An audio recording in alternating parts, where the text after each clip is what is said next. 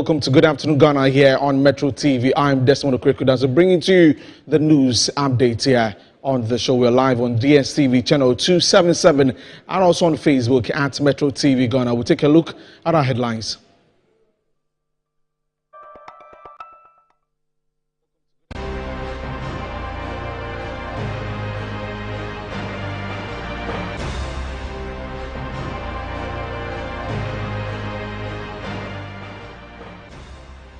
The Eastern South Regional Police Command has apprehended 11 individuals suspected of engaging in illegal mining activities at Achim Fisher, a community near Bumsu. We'll tell you more in this bulletin.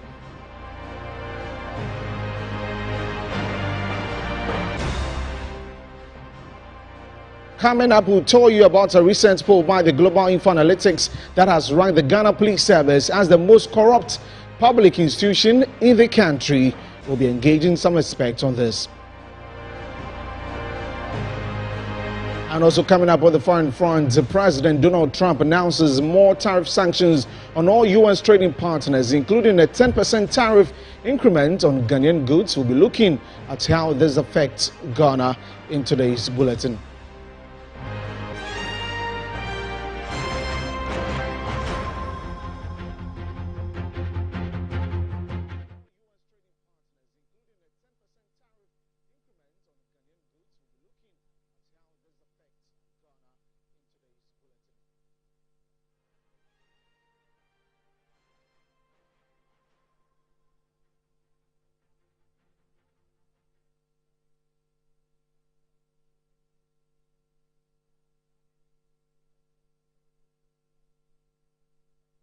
Hello again. Many thanks for staying with us. Let's get into the details of the stories. And the Eastern South Regional Police Command has apprehended 11 individuals suspected of engaging in illegal mining activities at Achim Fisher, a community near Bunso. Now, this comes a day after some persons had been arrested in the Western North region. There's more in this report. The operation took place following a tip-off concerning some activities of illegal mining at Chebi Fisher, where acreage of tree plantations have all been affected. The arrested individuals include 9 Ghanaian nationals and 2 citizens of Burkina Faso. The Ghanaians have been identified as Kweku Wusu, 42, Philip Tete, 52, Abdul Raham, 27, Philip Duvo, 40, Joseph Asari, 32, Charles Menu, 35, Joseph Araboga, 32, Daniel Banga, 20, and Amwaho Isaac, 25. The 2 Burkinabe suspects are J. Dunn, 40, and Aduma Abubakar, 25. During the operation, the Regional Police Command also seized an excavator, which is now in police custody. All 11 suspects are currently detained and are being processed for court. The Eastern South Regional Police Commander, Deputy Commissioner of Police Ohene Buedi Bosman, has been speaking to the media in Chebi. Around 10 a.m., the Eastern South Regional Police Command picked an intel that a group of young men has invaded a rubber plantation farm at Fisher Chrome.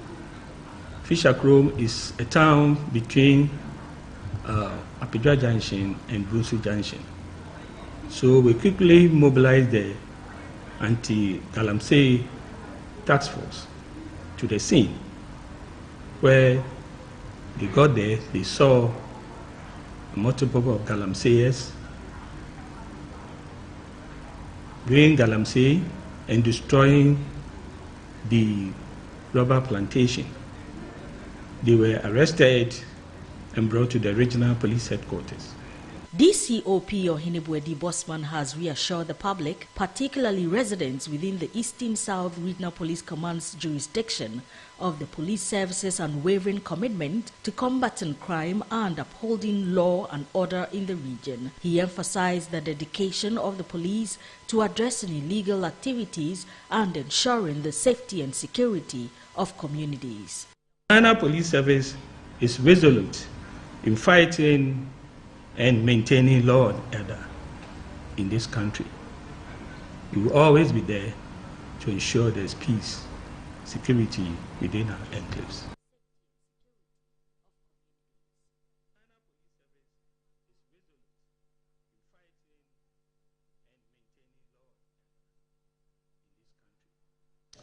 Now, away from that, a recent poll by the Global Info Analytics has ranked the Ghana Police Service as the most corrupt public institution in the country. And we'll be looking at some key highlights of this particular poll, but we'll also be engaging an anti-corruption crusader on what this poll actually means for the Ghana Police Service. As of course, we know that there's a new IGP, and he's also trying to make up, for some of the perception that the general public has about the Ghana Police Service. So let's get into it right now and speak to Emmanuel Wilson.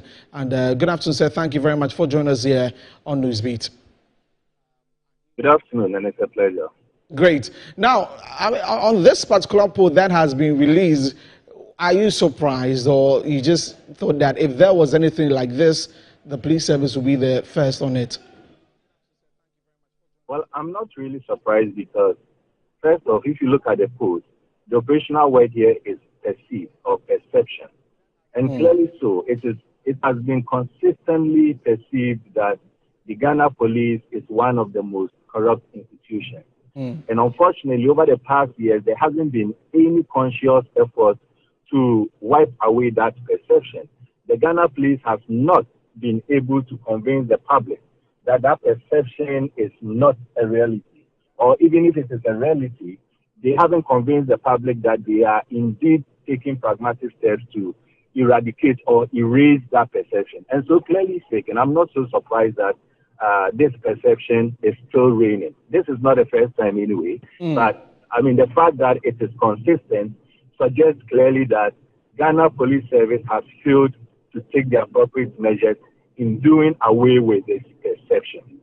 And you talk about consistency in how the police service has been projected over the years, and you talk about the fact that you haven't seen measures put in place to make sure that this perception is done away with from the public. What are some of the things that you'd have expected that the police administration would have done to make sure that this perception would be raised? First off, they instituted a department, I think it's called a PIPS or so, where individuals who interact with the police service but are not satisfied with the activities of the police service have the right to report to such department. Unfortunately, over the past year, it is so clear that the PIPS has not been strengthened enough. And so even though it has been there, I have heard of individuals who have encountered that department and have come out lamenting that that department has not been able to satisfy their needs. And so that perception, even though we expected peace to have worked, it looks like peace itself has not been able to, create that strong impression. That is there. But what I was expecting to have happened is that the institution being the police service would have invested into body cams, where the police that interact on daily basis with the public would have had the conscience of knowing that whatever they do will be recorded, and when they do not act very well or professionally, they would be punished. Unfortunately, some time back, the police came out to tell us that they are investing in body cams, but it looks like that hasn't been so effective.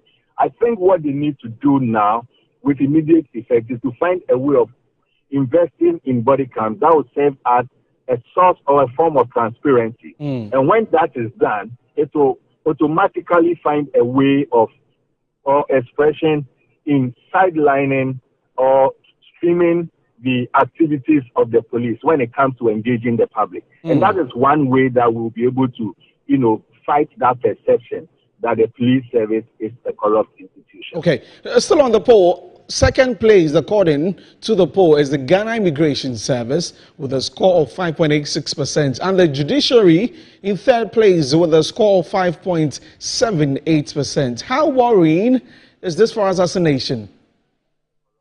It is very worrying, particularly with the judiciary, knowing very well that it is the key institution when it comes to our governance, and not just a key institution. We often describe it as the institution of the last resort, where if the other two arms fail us to give us the governance we expect, we all expect to run to that institution, known as the judiciary. If again consistently it is being recorded that the judiciary is perceived to be corrupt, what it simply tells us is that it weakens the trust that the citizens will have in the judiciary. And when that happens, it places our democracy in a very dangerous position, where at the end of the day, if we lose that, what it simply means is that our democracy is gone. The other one being the immigration. Did you mention the immigration? Did you mention the immigration? Yes, the Ghana Immigration Service. Yes, the immigration also, you know, whether we like it or not, they are supposed to protect the inflows of human beings. So, I mean, that is the fundamental duties of them, the inflows of human beings. And so where it is also perceived that they are corrupt, what it simply means is that our borders are going to be polarized, or our borders are polarized. And it will end up bringing in individuals who otherwise are not fit to be in the country. And it puts all of us in danger.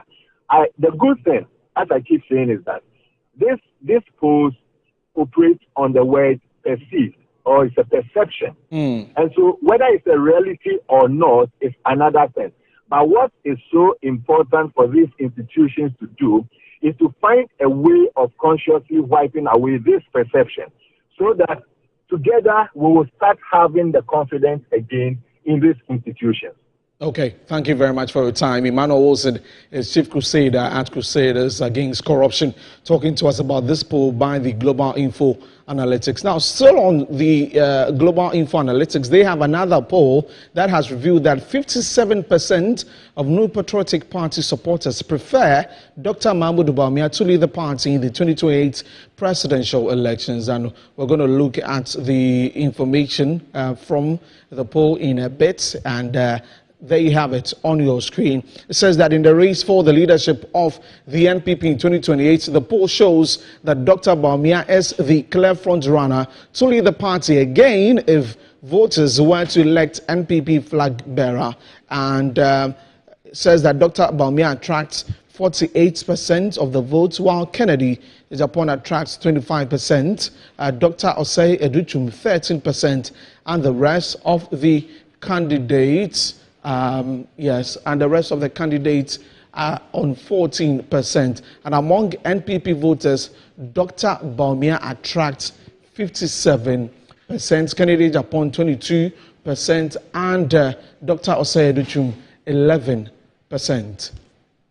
Says for the NDC, the current vice president, Professor Jane Nano Opoku-Agyeman, is the front runner with 26%, followed closely by the Minister of Education, Haruna Idrisu, with 19%. The Minister of Finance, Honorable Ato Forson, is in third place with 12%. The Minister of Foreign Affairs, Honorable Kujeto Ablakwa, coming in with 10%, and Johnson Asiedun Ketia, the party's General Secretary, with 10%. Also, Dr. Zenato Agyeman Rawlings, MP for Kolote Kole, is on there with 6%. And the Chief of Staff, Honorable Julius Deborah, also with 6% on that particular poll.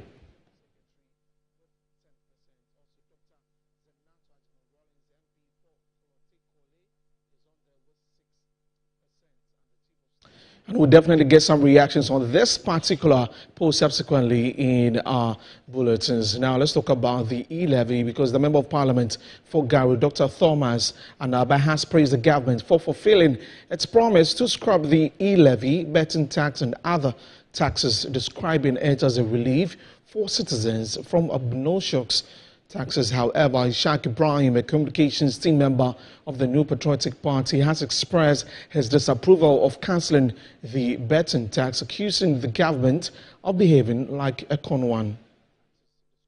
You've uncapped education. Now schools are prepared and everybody's looking. When will the chairs come? When will the textbooks come? They promise textbooks for students and then the rest. They promise students money not to pay their first year fees. They promise nursing trainees money.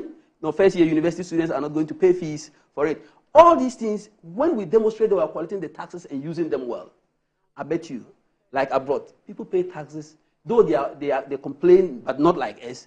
They are happy about what their taxes are used for. Let's be transparent to the people. And when it is time for us to tighten the belt, and you say tighten belt, they will tighten belts. So I think it's a good move the president has done, and I appreciate him. I commend him for standing bold and fulfilling his promise to the good people of Ghana. At least in his 120 days promises, he's virtually fulfilling them.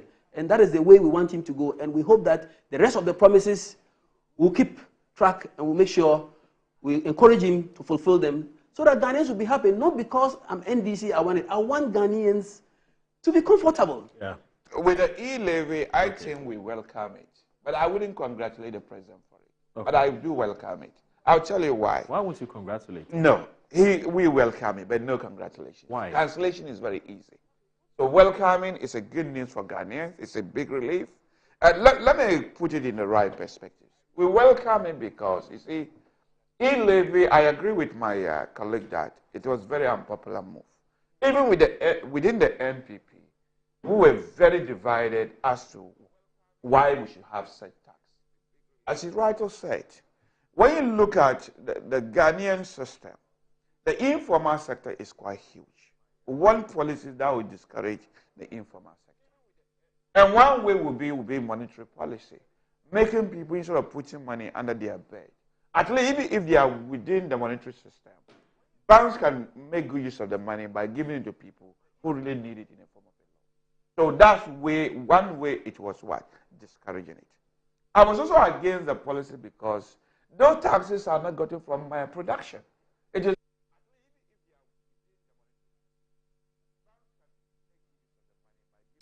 And the bigger conversation on the E-levy will be on Business Edge with Akwesi Free when the news is done. Now, away from that, the Volta Regional Coordinating Council has begun the confirmation of municipal and district chief executives in 18 municipalities and districts in the region. The confirmation follows President John Mahama's nomination of individuals to be confirmed by the assembly members in the various district assemblies to champion government business and pursue the reset agenda in the local level. Our Volta Regional Correspondent Gabriel Asempa has more on this. The team, led by the Volta Regional Minister James Gimu, started the confirmation process at Akachi North District. After the vote was cast, the nominee Bless Kojo Katamani received 100% support from the 18 elected and government-appointed assembly members. In his acceptance remarks, the newly confirmed District Chief Executive for Akachi North District, Bless Kojo Katamani, assured with firm commitment to serve with integrity, dedication, and humanity. I accept this role with a firm commitment to serve with integrity, dedication, and humility. I recognize the challenges that lie ahead. I also see great opportunities for growth and transformation. The team continued to Agoti-Meziope district, where 22 elected and government-appointed assembly members confirmed the president's nominee, Alfred Odikru, with 100% endorsement. The newly approved district chief executive for Agoti-Meziope district, Alfred Odikru, said he will implement measures to bring sustainable growth and development to the district in the areas of education, health, agriculture, and road networks to serve as a springboard for socio-economic development. I am prepared to embrace the challenges in steering the affairs of the district to greater heights. We will put in measures to bring sustainable growth and development to our district in the areas of education, health, agriculture, road network, and other sectors to serve as a springboard for our socio-economic development. At Adaklu District, the 19 elected and appointed members of the Assembly gave the nod to the President's nominee, Jerry Ameko, with an overwhelming victory of 100%, confirming him as the District Chief Executive for the people of Adaklu. Jerry Ameko assured the good people of the district that he will collaborate with the MP and other stakeholders to liberate the people of Adaklu from poverty. I am ready to partner strongly with my MP, who is also the road minister, Honorable Kwame Gavin-Zagboja, so that we liberate our people from abject poverty. We provide development to the people, good roads, water to every corner of Adaklu, and good schools. And with this, we are sure that the Adaklu you will come and see tomorrow will be a different one. The Volta Regional Minister, James Gumu, was impressed with the outcome, stating that it shows Assembly members are committed to ensuring development is accelerated in the local level. This is good news. It shows that the two assemblies are so much committed to ensuring that development is, accelerated. We now go to the quarters of the National Service Authority because it is gearing up to revolutionize its agriculture program by running them as businesses, according to the Acting Director General, Felix Jemfi. This strategic shift aims to generate significant dividends while fostering partnerships with business-savvy individuals who expect profitable returns on their investments. The Acting Director General, speaking on Good Afternoon Ghana on Wednesday, emphasized the authority's commitment to collaborating with partners who bring a business mindset to the table to create a sustainable and self-sufficient agricultural sector. I think the agric model, which we've had for all these years, to which you alluded to, has now been intensified. And then I want to run it as a business. If I put money in a national service farm or a poultry farm and I will not get the returns, I will not spend the money. I rather leave the money in the account. And that is what everybody has so quickly come to be accustomed with. So if you are coming to me for us to discuss something, it has to be planned right from the beginning to the end. I'm not in a business of making losses for either my company or the national service. And this is, for us, this is a basic principle. Okay. So in our tomato farm, the maize farm, and now there will be thousands of acres of maize around the country. There will be tens of thousands of beds around the country. There will be so many acres of maize, thousands actually, in the major season, and then thousands even more of soya in the minor season. And I'm telling you, we are going to run it as a business and then make sure that we get the required dividends. We are working with partners who are businessmen who, when they put their tractor to plow and harrow the lands, they expect a certain feedback. I have gone to the Minister for Agric, and then he's been so wonderful, giving us the inputs that we need. I would not like to go back to him and say that we didn't make the required profits or the required, the expected harvests. I'd like to go back to him and have him extend the offer that he's made to us, and I'm really committed to that.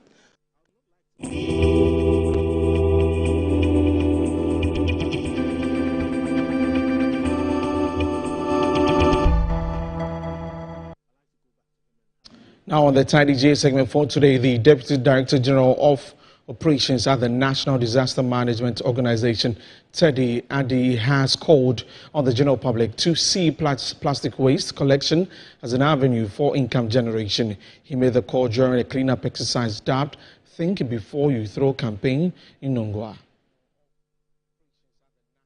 The Think Before You Throw is a sanitation campaign intended to create public awareness on the need to properly manage plastic waste that has engulfed parts of the country. The initiative was a joint one by Kasapreku PLC, National Disaster Management Organization NADMO, and Zoomlion Ghana.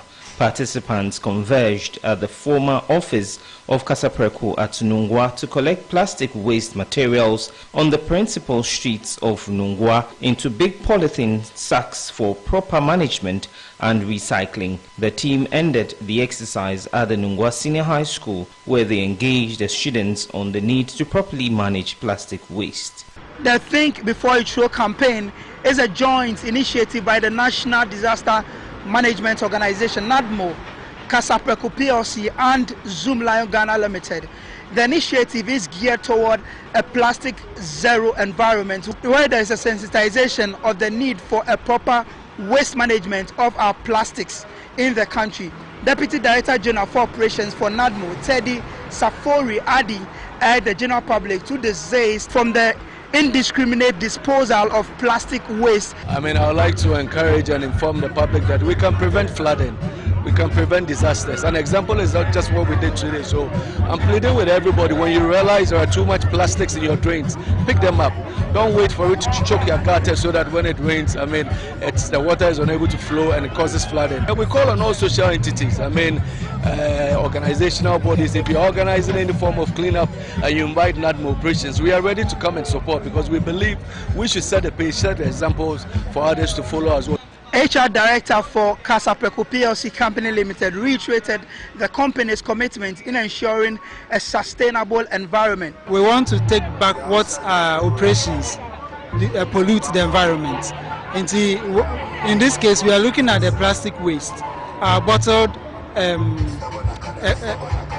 materials that gets to the environment. We'll collect all of them back and go for recycling, so that it doesn't degrade the environment and cause choked gutters and other havoc in the environment. So that is the main thing, and it's a part of our sustainability drive for this year. Coordinator for Zoomlion Foundation, Thomas Nakoli, called for the prioritization of plastic waste. We are using the opportunity to create awareness to our community that plastic recycling is real and there's money in it. As Zoomlion and the Jospon Group of Company, we also have a lot of businesses in recycling. So we want to encourage people that segregate your waste, bring it to us, we'll buy for you, then you get some money out of it. Reporting live for Metro Television, my name is Eko Sechi Saki Nungwa.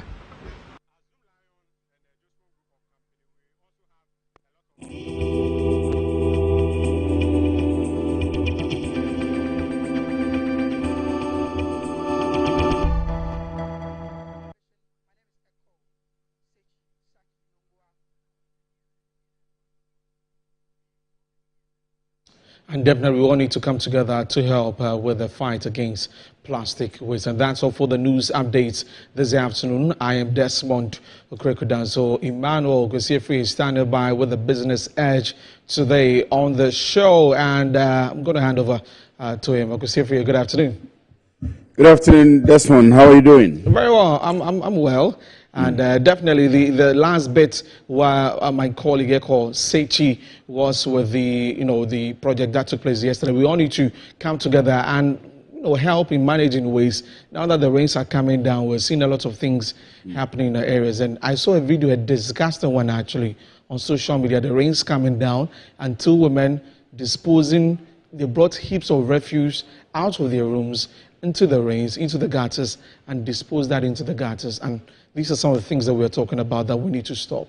Right. So I think about 2 weeks ago when you had the interview with one of the officers from Jospon Group of Companies about managing waste, we were very optimistic that the agenda was going to continue. And I'm happy that I'm seeing these pictures where now private sector collaborations are going on. Yeah. It's not just a Zoomlion-led agenda, but we are seeing a company like Casapreco and so on and so forth. For all of us, we have discussed issues about making Accra precisely, maybe beyond that, other cities in Ghana, the cleanest cities in Africa. And some of these activities are what would lead us. And more importantly, we saw the government set up a committee also. I saw Standube in that committee, and I want to see action from that committee. There's a Ministry of Works and Housing, and once the rains are setting in, our drains, our gutters, the big drains and so on and so forth, the Odor River, every year we have the same problem that we face. And so, like you are saying, we cannot limit it to Metro TV, to Zoomlion, to Casapreco alone, but we need to see action. We all need to come together. Exactly, from the government and the community. Anyway, this time I'm excited about the conversation about the E-levy. This morning I got a message from my service provider that the E-levy has been cancelled. And so, take note of that, something like that. I think that's key to note. Who is your service provider, MTN or Eteltigo? Eteltigo, because I'm currently going on my phone to check, and I don't have any message. And I've read at certain places, and I need to verify that anyway, that MTN will have to delay in a bit for recalibration and so on. Yeah, I think I must have seen that. We'll get into that. We have officers from the Ghana Revenue Authority who have the mandate and the authority to enforce this. The president has accented, and so everybody has to fall in line. Yeah. Okay, I'll go over to you. Right, thank you very much, Desmond. So that was the news bit of Good Afternoon Ghana Business Edge, and it comes your way every Tuesday and Thursday. Thank you very much for staying with us from the beginning of the show. From the second segment of the show, we are going to have all of these discussions, and I'll quickly run you through our lineup. You have seen the tariffs from Donald Trump, the global tariffs that are going on across the world, taking a big hit on China. Some 20% plus the 35%, which is already existing for certain sectors of the Chinese economy. Now, what's going to happen globally? We have had some experts, those from Bloomberg and other places, talking about the impending recession, if not globally, for some countries in the world, those who heavily rely on trade issues with the U.S. And I've been thinking, what will be the impact exactly on Ghana? We will be speaking to Alfred Okansi, who is a tax expert and who is in the field of the finances, and if we get more other people, we'll talk to them. But it started with the U.S. aid, all the aid that are coming from the development agencies, which are from the United States, particularly and specifically the U.S. aid. We've been having discussions on how the country, and especially the Minister of Finance, should be able to brace up for the gap that will be left because the U.S. aid is being cut. So that's exactly where Donald Trump started. Now we've seen the 10%, and remember that the 10% is across the globe for all countries. And so as Ghana, we get affected by the 10%. So we're going to have a discussion on that. And then I was just discussing with Desmond that His Excellency John Dramani Mahama has accented to Parliament's approval and, of course, the recommendation to cut the electronic levy. How is the Ghana Revenue Authority prepared for the implementation of this? But most importantly, there are revenue targets for the year. And if the E-levy is cut, that's a discussion we've been having all throughout. How is the Ghana Revenue Authority going to meet up with the revenue target for the year? And also, finance state institutions, finance policies and programs of the government, and be able to still grow the GDP. We are going to have a look at that into detail. Yesterday, a conference began here in Accra, and that will be the third session of the program for the day. A conference began in Accra, and we are talking about what we call the special economic zones. And too many talk about taxes for the expansion of our economy. Too much talk also about growing production, homegrown activities and industrialization, and so on and so forth. Now, Dr. Richmond Kwame Frimpong and his team is making sure that we get into the specifics. We don't just talk about the generals only, but what are the specifics to make sure that we improve production, to make sure that we improve industrialization, and so on and so forth. So that will take the third session of the show, the segment of the show. And so you want to stick and stay with us. If time permits, we'll put out our phone lines for you to be able to send us messages. What do you think about the E-levy? What should be done moving forward? And we'll put up the questions to him. So when I come back from this break, maybe I'll put up the line, and then you can have your comments even on the Trump tariffs as well. So stick and stay with us. This is Business Edge on Good Afternoon Ghana. With me, Kwesi Free, stay with us.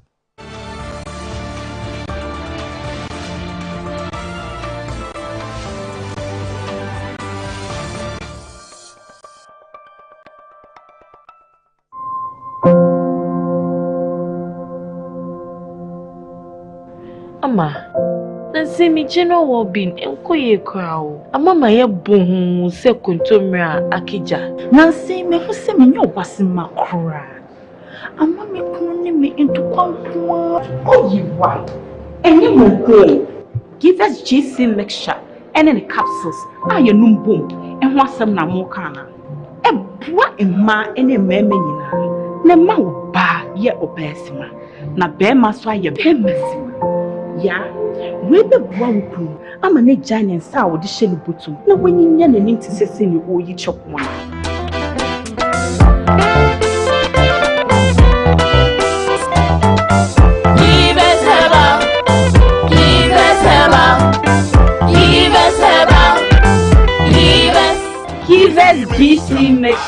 ene kaso achesa apefo abata wo mo manufuo ne nkwada wo ne fie du mienu ka biedro achesa.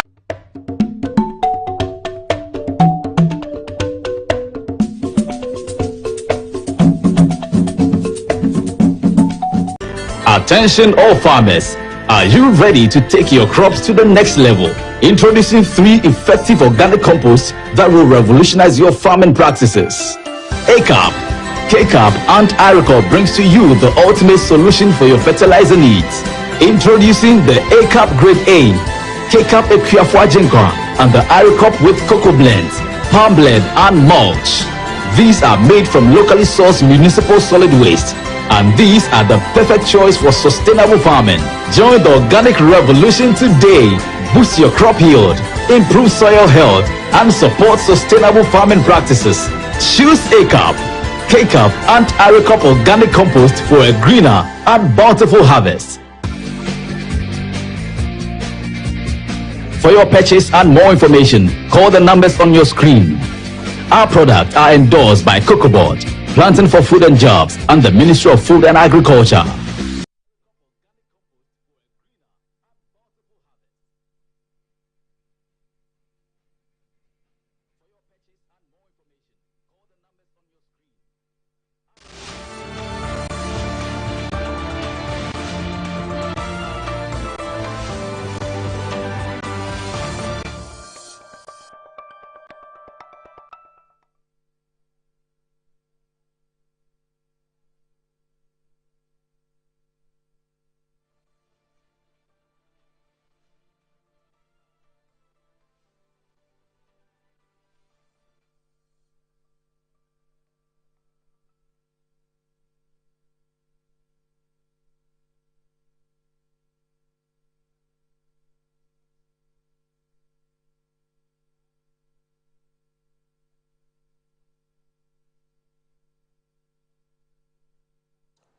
Right, welcome back from the break. I told you earlier on that it's going to be exciting this afternoon. And I'll begin with a story from Trump. And I told you earlier on that there has been a series of bans and taxes and levies that he's placing across board. What happened as of yesterday is that he's done some 10% across the globe. And of course, once it is across the globe, we will get affected as a country, Ghana. We want to see how that story will pan out. And China is taking the most impact as of now. But let's see how that story is. When we come back, we have been talking to the governor of the Bank of Ghana and listen to him, what he has to say on how it will impact our economy, and then we can move on. Trump, in a Rose Garden announcement, said he was placing elevated tariff rates on dozens of nations that run meaningful trade surpluses with the United States, while imposing a 10% baseline tax on imports from all countries in response to what he called an economic emergency. He also stated the tariffs were designed to boost domestic manufacturing, used aggressive rhetoric to describe a global trade system that the United States helped to build after World War II. The action amounts to a historic tax hike that could push the global order to a breaking point. It kickstarts what could be a painful transition for many Americans, as middle-class essentials such as housing, autos, and clothing are expected to become more costly, while disrupting the alliances built to ensure peace and economic stability. In the first few months of 2025, trade frictions arising from an emerging tariff war, elevated global interest rates, and geopolitical tensions have heightened uncertainty about the global growth outlook. These uncertainties have weighed negatively on consumer and business confidence, softened investor sentiment, and increased downside risks to growth. The disinflation path has stalled in some advanced economies on the back of persistence in services inflation, resurgence in goods inflation, and the recent tariff actions by the U.S. The imposition of additional tariffs by the U.S. and retaliatory responses have pushed up long-term inflation expectations in some emerging market economies. In addition, the process of disinflation, which was expected to be supported by a decline in crude oil prices, be partly offset by the effect of the tariff increases. Against this backdrop, global inflation is expected to remain high in the near term. Global financial conditions also remain broadly restrictive, and this is driven by high monetary policy rates, rising long-term bond yields, declining capital flows to emerging markets and developing economies, and volatile equity markets. The Federal Reserve, Bank of Japan, and Bank of England all kept their policy rates unchanged in March 2025 on account of rising trade and economic uncertainty, while the European Central Bank cut its policy rate to boost growth in the euro area. Expectations of higher for longer policy rates and rising uncertainty kept long-term bond yields high, while equity markets remain cautious due to concerns about the effects of tariffs. America is doing what it's doing. We have to do what's good for us as well. What is important is to reduce our risk exposure that emanates from any action that the U.S. government takes.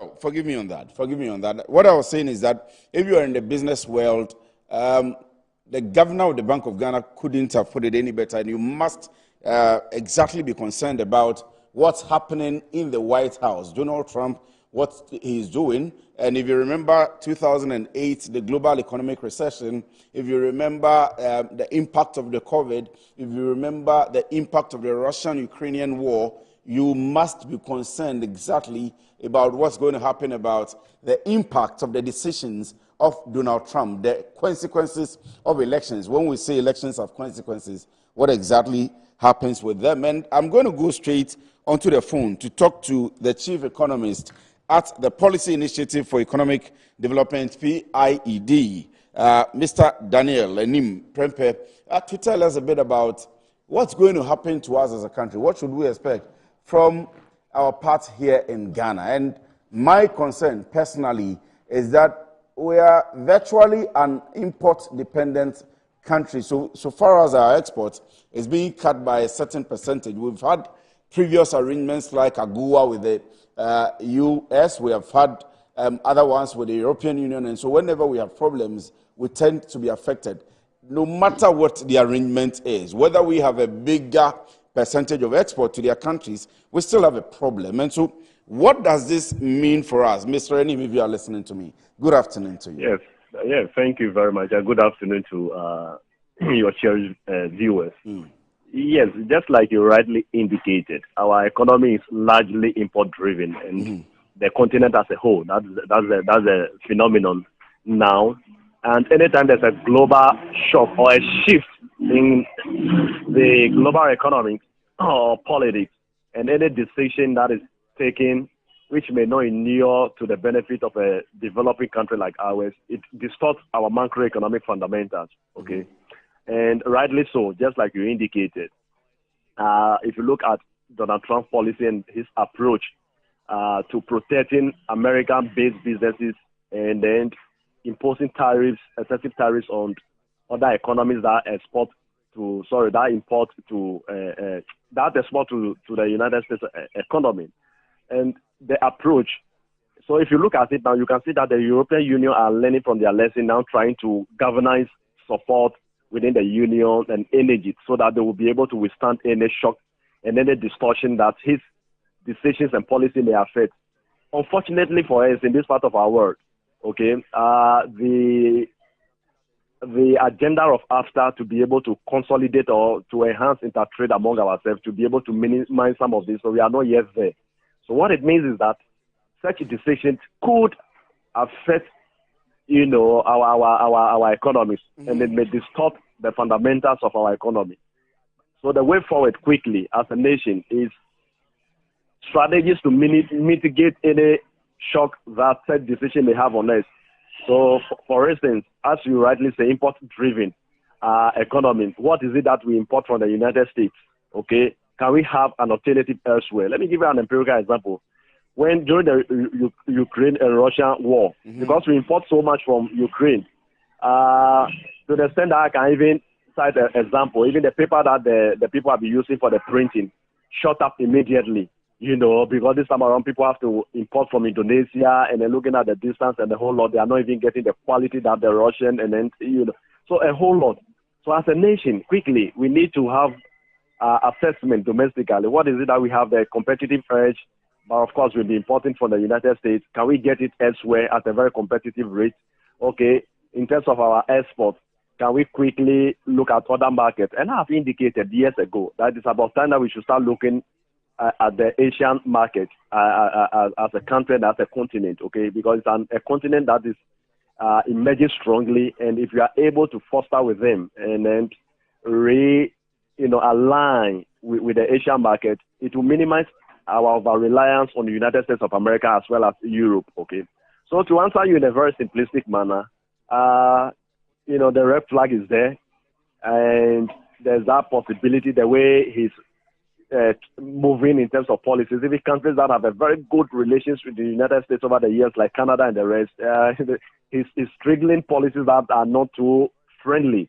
You know, so as a continent, as a nation, this is the time for us to start looking at how we can mitigate any external shock that may result from Donald Trump's policy, and that is very important. Mitigating it is the option for now, and so that I have indicated that anything that happens to us should be a learning curve. As a continent, how can we govern and support within the continent and ensure that we enhance trade among ourselves, and we look for other partners, not the traditional partners that have the power to bully us at any time. And that's the way to go as a country and as a continent. But how are we able to do this, especially looking around for competitors who can supply us the things that we import from the U.S. particularly? Because we import around $1 billion worth of items from the United States alone. Exactly the point that you are explaining. We are not producing here in the country. AFTA has been provided to set off or to provide a platform for the markets for the things that we produce. But within our country and even the neighboring countries, we are not producing enough to be able to export. And so how do we get the other countries? And they are also being affected. If you look at maybe our next biggest market, the European Union, if you look at China, for example, they have to be dealing with their own issues in their backyards before they attend to us as external people who would come to them to import. Are we going to be able to survive this? I agree with you, because the United States economy is a very big economy, and looking at the global economics, okay, how they position themselves as a nation over the period, it appears that they are like a key pillar in the whole building. So once that pillar started, moving, it affects almost every economy, and rightly so. China always emerging as the next economic powerhouse globally. It's also having some issues, and of course they will look internally within their countries. But of course we cannot just fold our arms as a nation and say that because such countries are having difficulty. That's the reason why diplomacy matters. So this is the time for us to start engaging China, start engaging countries like Japan, we start engaging other countries that may not be, the effect of Donald Trump's policy may not be too fatal in terms of their economy, and they may have a certain room to support us as an economy. That's a short-term measure. But as I indicated, it should be a wake-up call for the continent of Africa to see how fast we can expedite after, and by enhancing that trade among ourselves. It's about time that we must invest hugely on the continent without relying largely on the powerhouses like the United States of America and other countries. So I agree with you perfectly.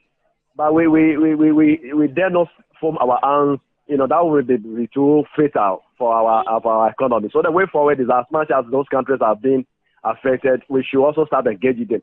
So if you recall, Canada, which is an advanced economy, exactly. Once they realize that this thing will affect them, you see that the president started moving through the European Union trying to governance support. You know, that is the way to engage. You look for people who will equally be affected and see how you can, you know, leverage and then support one another, and that's the way to go. But sitting behind and just lamenting is not a way. Is not a solution.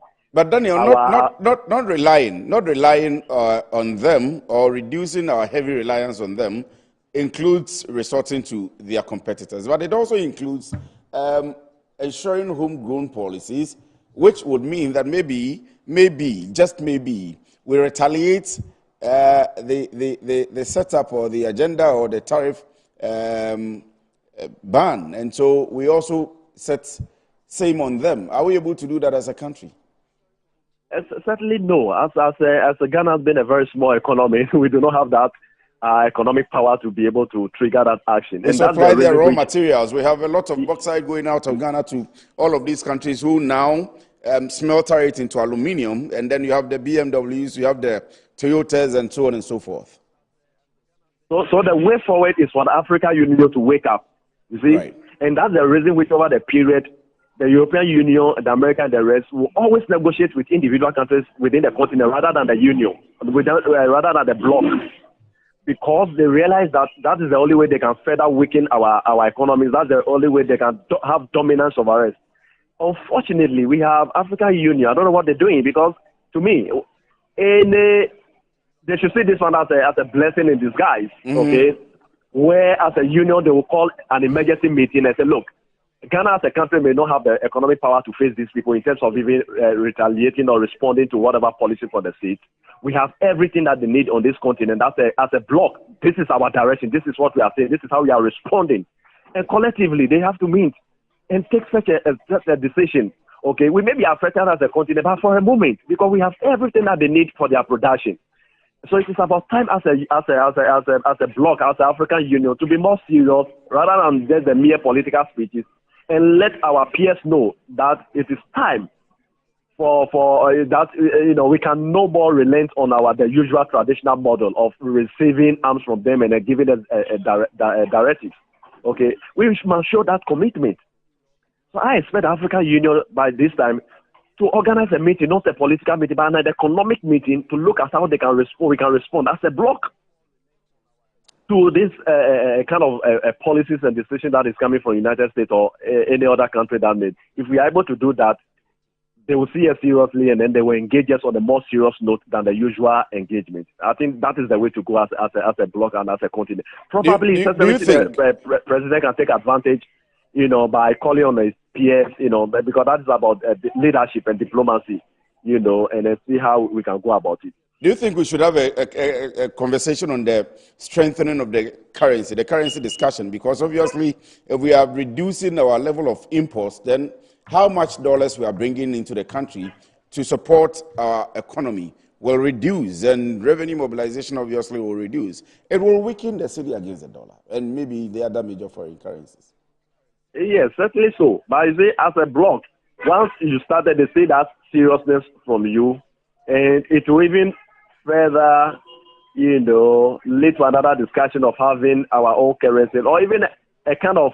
But we haven't been able to do it. The African Union has tried. We haven't been able to do it, even right from the 1960s. I think about when Dr. Kwame Nkrumah delivered that speech, you know, that, you know, we were unable to do that. And that's the reason which I'm saying that we need to engage. Empower the union.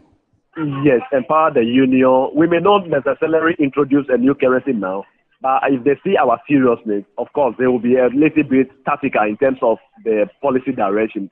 And that should be the genesis for, you know, solidifying our various economies within the continent. But as it stands now, we appear more fragile, we appear more exposed, and we appear like a chicken that finds itself in an eagle's nest, okay? And that's the reason why I'm calling for the African Union to wake up and for once demonstrate that we have what it takes, we have all the resources here, and they cannot just bully us so to speak, we must not allow that bullet to continue. It must be a win-win situation, and it must be by a mutual respect and mutual negotiation. Thank you very much, Danny. But I have Alfred Okansi on the... Well, I said Alfred Okansi. Mr. Okansi is a financial expert. My friend Alfred Okansi is with TV3. But let me come to you. You are a tax expert and a finance expert as well. And we are talking about the tariffs. And our concern is on inflation. Our concern is on the currency, the strength of the currency against the major foreign currencies. And most importantly, now that we are cutting taxes, we need our revenues in other activities to go up, to shore up the economy. Obviously, I don't know how this is going to affect us or impact us. How do you think, from your perspective, this is going to impact us? As in the tariffs from the U.S.? Yes, exactly. We'll come to the conversation of the E-levy later. The withdrawal of aid. And you rightly saw the president boldly take a decision and told the finance minister to actually make provisions for that cut, the gap that will be created. That was a very good and bold step. I don't think you heard any cries after that one. It was internal. We decided to fix our problems internally, and we did that perfectly. We are managing that one. With the trade tariffs, it's okay. America will do things to suit the American economy. Africa and Ghana must, and I underline the word must do things to ensure that we stand firm. It is not a retaliation. We have to do things to stand firm. We need the eagle approach. At a point, the eagle will carry its child in the air and leave it to fly. That is where we are. We are in the air right now. We must learn to fly. We cannot come and land dead on the ground. What do we have to do? We have the extractive sector alone. Some African countries like Tanzania have taken bold steps, and Ghana and the rest of Africa must take those steps. Look at Ghana. We were taking just 1% from the extractives. We decided to extend it to 3%, and locals in Ghana were rather fighting for the extractive companies, foreign companies. That is our problem. Now, from this directive, it is not a retaliation, but for us to also survive, we need to explore going about 10%. From the 3%, we should negotiate with these companies for 10% or 15% of what is due us from what is collected from our soil. We need to do that one. We need to, as a country, expand our value chain. We've always said this about the gadget-backed economy that we run. You cannot continue putting cocoa in sacks to go to another country and create jobs for them. You need to add value addition. It's been said over the years. What do we have to do? The time is now to add that value. Look, the final point, which is the greatest point, is to accelerate efforts at intra-Africa trade. That's what we have to do. We have to just trade amongst ourselves. And we have to explore possibility of interstate production. You remember the Kwame Nkrumah vision of Ghana, Guinea, Mali? That is what we have to do now. If we're talking about cement, somebody has clinker, somebody has this, we bring it together in large quantities. Where would the factory be? We put it in Nigeria, we put it in Ghana. We get our labor and mix the labor. Look, it is time to ensure that the raw materials that we have intra-country, we bring them together and get nationals to start adding value. That is the next step. We need to reduce the barriers between our countries when it comes to trade. If we were able to do that, improving the systems of trade takes not just machines. It takes bilateral agreements. It takes commitments by governments. Look, the next thing is to also explore that we negotiate external trade in unison. You see, when we stand alone, where those extra countries outside Africa can negotiate with Cote d'Ivoire against and play the head against Ghana. You know the efforts that we were doing on the front of cocoa. Right. We need to do it for other products as well. Okay. So that we can have a common stock market where we can market our African goods. So if it's about cocoa, there's a common AU fronted after body that would market our cocoa for us in unison. So we put it somewhere and then we have a common price for it. You were talking wonderfully to the economist. He mentioned the issue of, the currency. You don't need to come and say you are having and AU currency in one, but we should use fintech and then explore how we can value and debate such that we can value our own goods and trade amongst us. Right. Fintech will assist us to the largest extent. And I'll tell you what, look at Burkina Faso and the rest of the Sahel states. Have their countries grounded? Are they not making progress? At one point, we need to be bold as Africa. It's not about just calling AU meetings where the AU itself is funded by some foreign missions and foreign interest groups. No. We need to build a strong AU, strong trade amongst us, make sure we take decisions on tariffs that would affect these people who take advantage of us. Mr. Okanse, so I'll come back to you on this one. Maybe some few minutes later in the discussion, because we are going to have the E-levy and we'll come back to all of these. But my concern has been the practical implementation of all of these ideas that we are always espousing. That there is too much talk, there is too much solutions that you, your colleagues, the academia, people in the industry profile all the time. But what are the pragmatic steps that we take? Yesterday, I joined a meeting, and I'm sure maybe later on the show, we are going to be talking about something which I feel is practical if we get it implemented, what they call the special economic zones, so that we get industries, manufacturers, be able to manufacture the things we want, and maybe increase our exports, increase production locally, feed ourselves, and then rake in more revenue. But we'll come to that. For now, we are getting on to the discussions about the E-levy. And yesterday, His Excellency President John Dramani Mahama assented to the bill, which has been passed by Parliament. He made a promise during his campaign politically that he was going to cut the E-levy, cut betting tax and some other nuisance taxes. We saw this in 2017. And our concern were about other taxes that would come up in the subsequent years and how that was going to affect the economy. But what we are concentrating on now is whether President Mahama has been able to live up to expectation, what he promised. Yes, he has done that, and yesterday he assented to the bill. Pursuant to that, the Ghana Revenue Authority has directed all institutions that are relevant in the course of this value chain to begin affecting or effecting the implementation of the abolition of the E-levy. Let's see that and how that all of that went. I'll come back to the studio. My guest from the GRA is already seated, then we can have the discussion on that.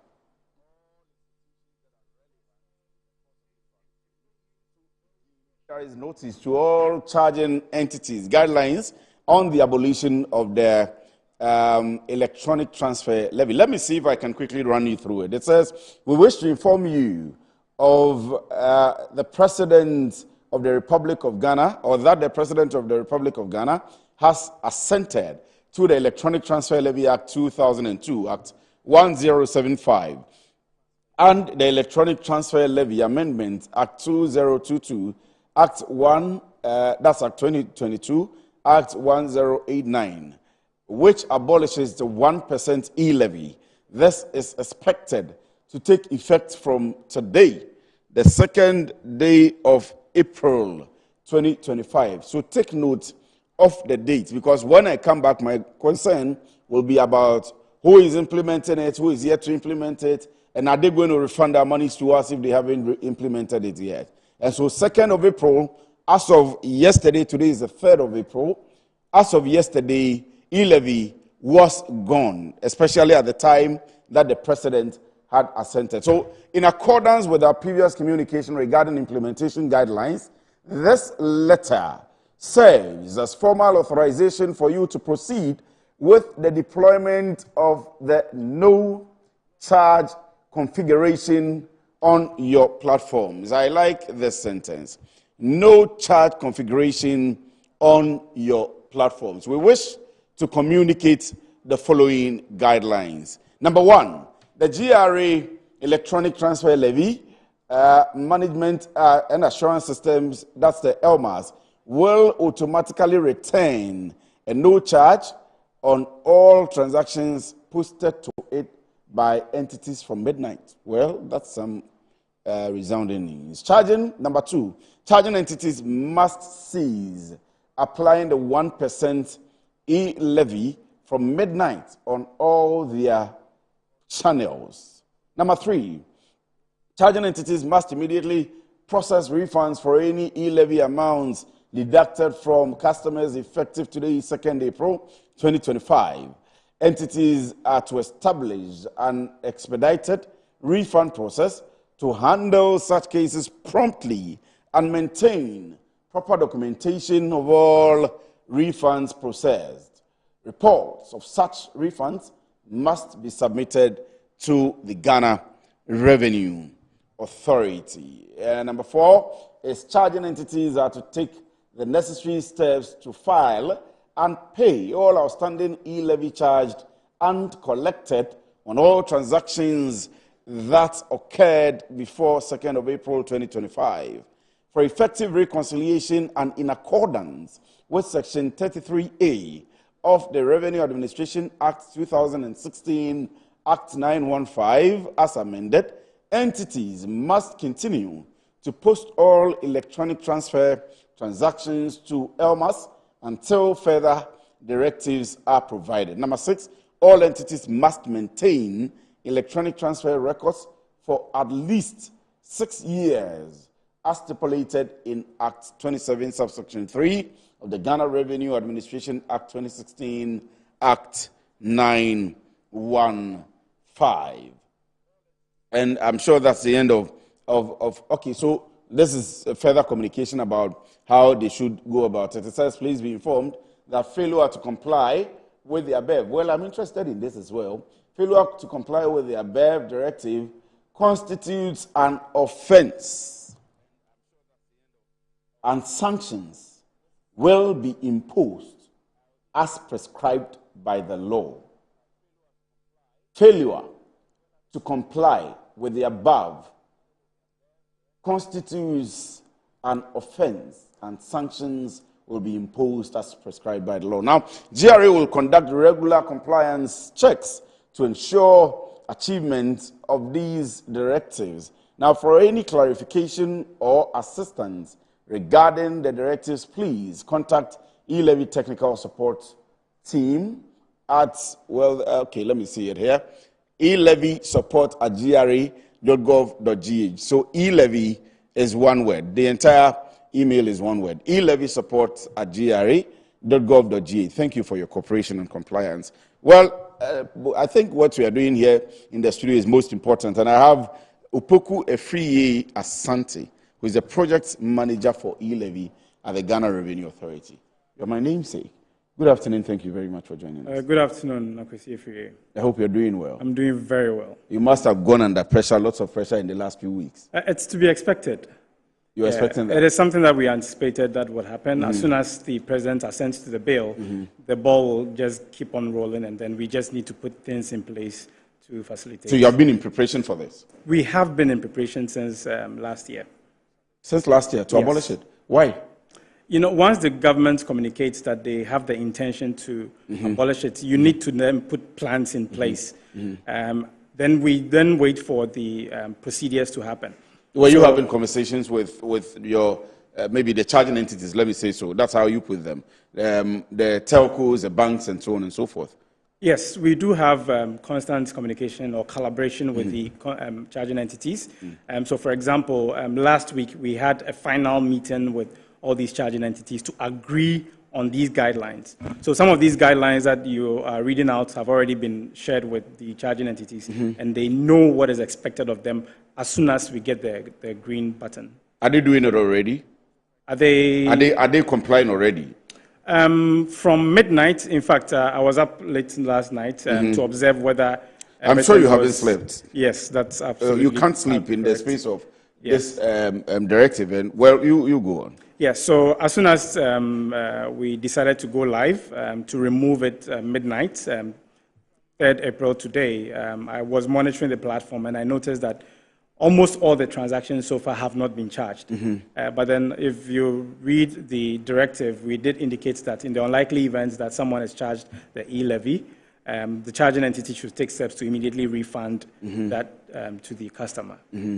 So, but all the telcos are complying. MTN is complying. Yes. So from where we sit, I saw a post on social media somewhere where some people were seeming to maybe lambasting MTN for saying that their platforms are not ready yet.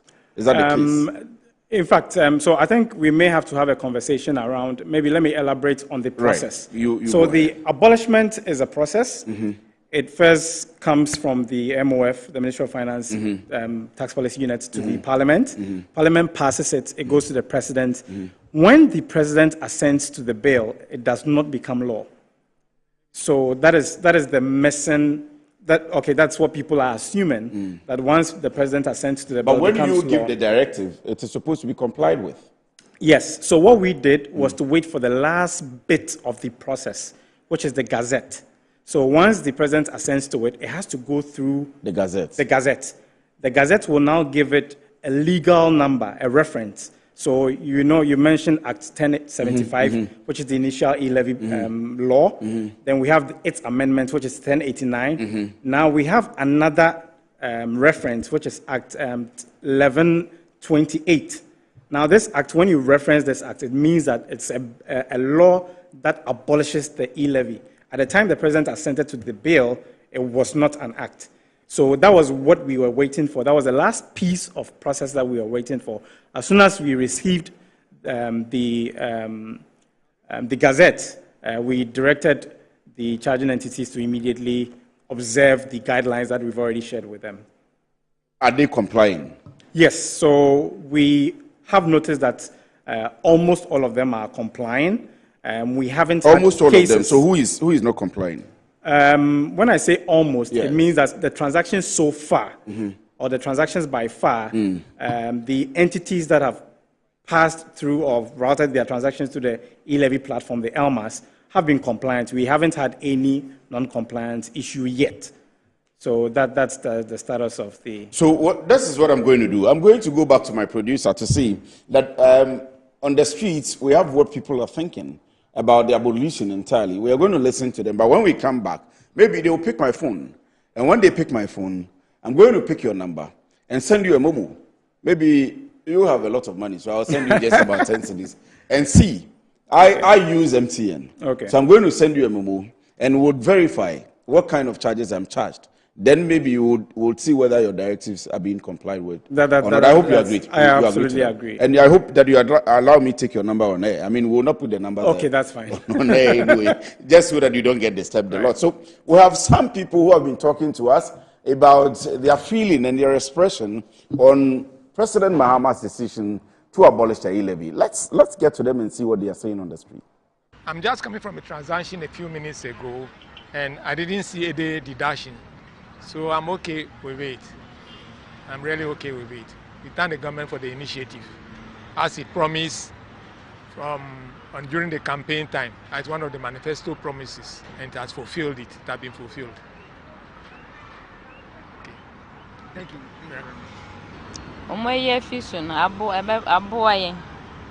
So be tired, dear crown on you, says God, the better so near the Nehan. Miss Miko, you are met me near the book, Grandpa Bettadian.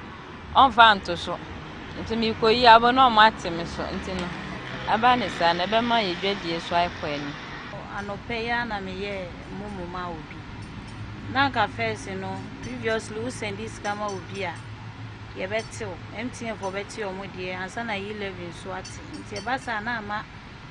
Momo we no aye bibio but sisi no o send this car yento apart from MTN mobile money momo e we na no yesika no na like say to ade kura no at first that was last year now like go to ade the charges account through mobile money the charges account but for now there I'm at the turn. I see E-levy efficient. I'm at the turn. I very easy.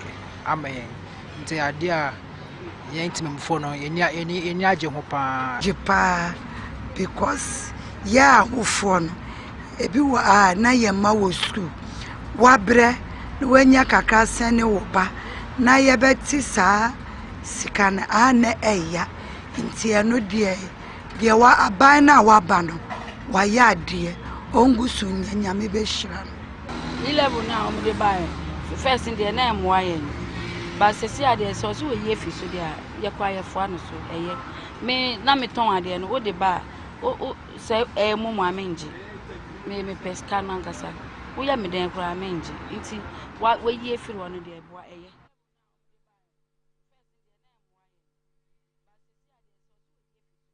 That's exactly what some people think about the implementation of the E-levy. That's the abolition of the E-levy, not the implementation of it. But I'm going to go onto my phone. Yes, it looks like we have the cameras ready. I'm going to go onto my phone and test whether it's working or not. Whether what Mr. Opoku Efri Asante is telling me that I'm particularly interested in the compliance is what is the case with the telcos and with the banks. So I'll go to my phone. If the cameras can pick it now, I'll go to my phone and I'll dial for MTN. I am on MTN.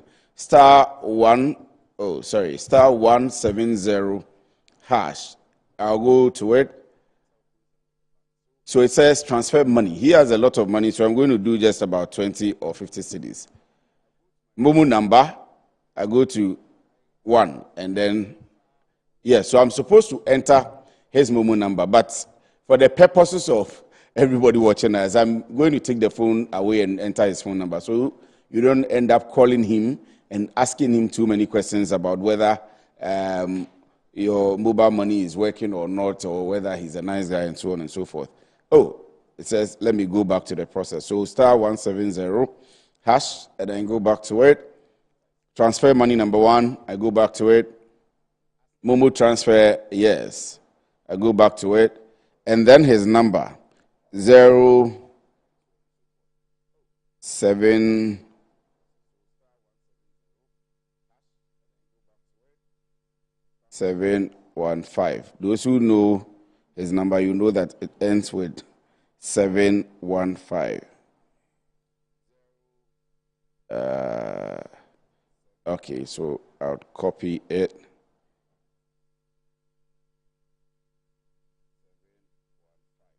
Okay, I think I got the number right. I have confirmed the number. Yes, so you can come back to the phone. I've confirmed the number. It says enter amount. Well, let me do 20 cedis for him. I'll send 20 cedis for him. Reference is GRA and taxes. They are always taking taxes. GRA tax. So it says transfer to Opoku Efri Asante for 20 Ghana cedis with reference GRA tax. Fee is 0.00 Ghana cedis. Tax amount is 0.00 Ghana cedis. Total amount is 20 Ghana cedis. Well, the phone can now go off. Let me type my PIN now. So I've typed the PIN, and then we can come back to it. It says you have sent 20 Ghana cedis to Opoku Efri Asante. Fee, 0.00 Ghana cedis. Tax, 0.00 Ghana cedis. Message, GRA tax. Your balance is A.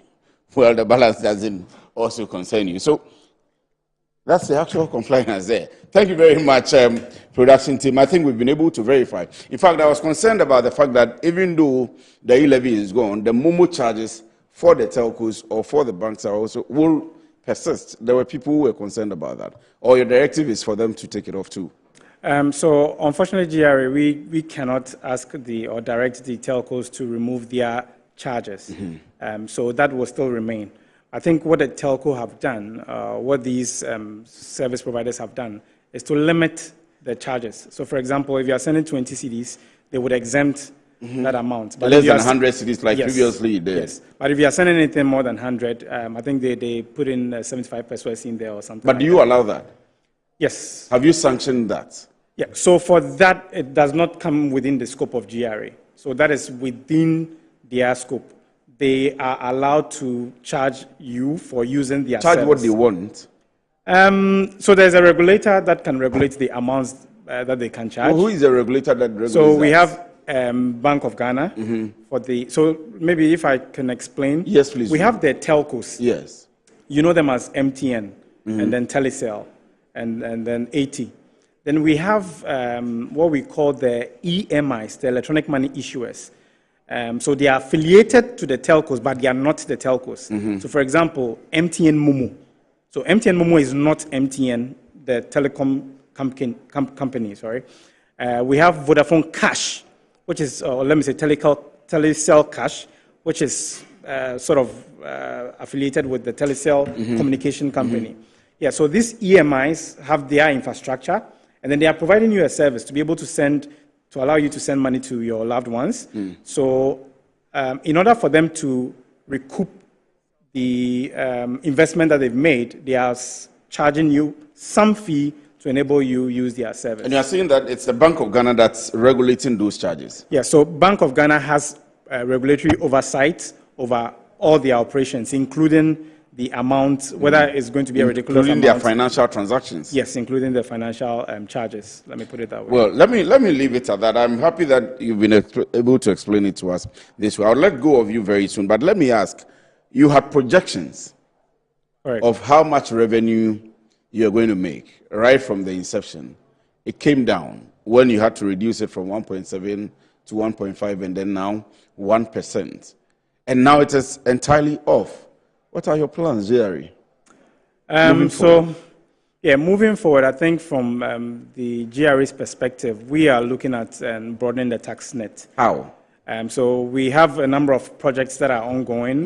We have the EVAT. I'm sure you already are aware of the EVAT. We're also looking at what we call the modified taxation scheme, which is targeted at the informal sector, where we want to bring them into the tax net. So if you are a small business owner, and then you are not regularized, you are not paying taxes, there's a provision in the Income Tax Act that would allow GRA to bring you into the... They would come on their own to pay taxes, or you would... so there will be a lot of... E-levy was supposed to cater for all of that. I mean, if you're an artisan, and I am sitting here and I'm paying taxes on my income, and you are an artisan, a mason, a tiler, a plumber, a POP, and you don't pay any of these, but you get to do my work for me in my house, and I still have to pay you cash, and you don't pay on how much I'm paying you. I thought that the E-levy was to cater for all of these, but now that it is scrapped, how do you cater for all of these? In fact, so there is a process for how we, number one, identify these informal sector taxpayers, right? So the first thing is to identify them where they are. The second thing would be the education sensitization on their obligation to pay taxes. And then the good thing that we are also doing is to make it very, very simple. So as a regular income earner, let's say someone who works for an institution like Metro TV, at the end of the year, you would file and pay your taxes, right? But for these informal sector people, it will be very, very simple. All they have to do is maybe dial a short code, and then GRA will inform them that this is what you are supposed to pay. They click on yes, and then they pay. And that's very, very, very simple. So I think we are going to have a nationwide sensitization on how this will be implemented.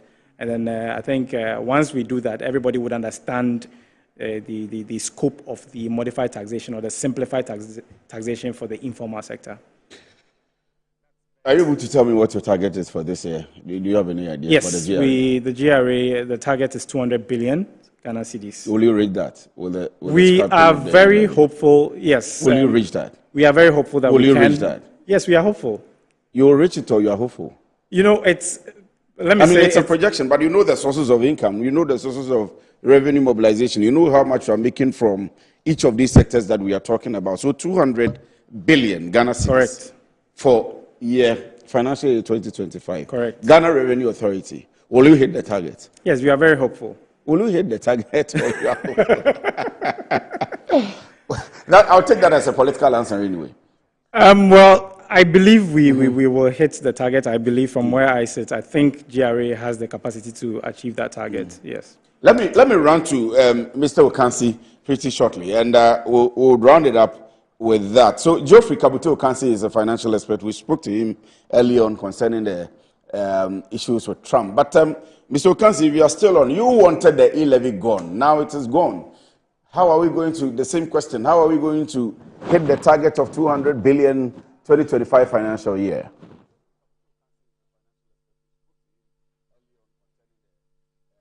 Geoffrey, can you hear me?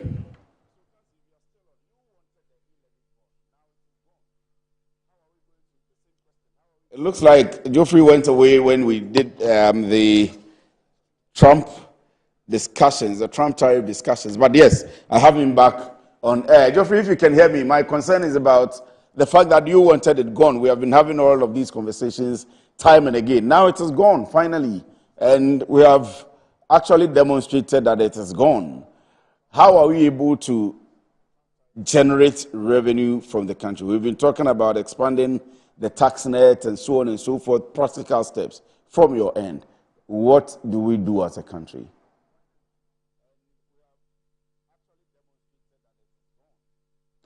Kindly unmute your mic for me if you can hear me, so all of us can hear you. The president has actually won for himself a goodwill. Tax communication is very important. You communicated two-way. You agreed on something, we will remove E-levy to lessen your tax burden, and then the technicalities will follow. One is that the lifting of that E-levy and the other taxes lifts tax burden off the heads of Ghanaians, the taxpayer. And I'll tell you what, one of the reasons why you do not have to, load taxes on people is that when it becomes overburdening, they then find ways of either evading or avoiding the taxes. It will also increase business activities on the platform. People started leaving the platform because of E-levy. You heard from the mobile operators that their business was going down. Yes. And exactly, it means it also meant that they, as business operators, were losing. Government also was losing from not benefiting from their activities here because a lot of people were running away from doing business on the platform. And on that same platform, government was benefiting the communication service tax, you remember. So if you were losing numbers on that platform, automatically government itself was hurting itself. That's how come in the beginning we told them that, look, operators are affected, the communication companies, the giants themselves were crying. We, the citizens, decided, the news went around when the people started avoiding the platform. It had other social implications. Traffic situations, people have to now, because they are avoiding, they have to move from distances. People were moving from all the way maybe Tema to go and make payments in a place like Kaswa just because they are avoiding E-levy. That's another thing. The security risk was also high. People now were carrying heavy loads of money in their bags. Right. Would have even transferred on these mediums. It's very important that we know that these are the benefits that will come with the revenue raking. There's the possibility of guarantee that people will start activities on the platform. The operators will have their monies to increase because business will increase on their part, and government itself will also be raking in. That said, government can also explore other areas where we can look at, cutting down expenditure and cutting down corruption. What we are collecting from taxes is accrued to do some work. Are we properly targeting those resources to bring returns to us? Are we also moving into other areas to expand the tax net? Like you rightly mentioned, I keep saying that even in the construction sector alone, persons who are supposed to be paying taxes, artisans, are we going to be pushing closer to them and ensuring that the withholding tax will be taken by the contractors to the government fold? If all these makes are played well, yes, E-levy has been removed, betting tax has been removed, emission tax has been removed, but it means that there will be goodwill generated, business activities will increase on the platform. Again, tax compliance will likely to go on the high.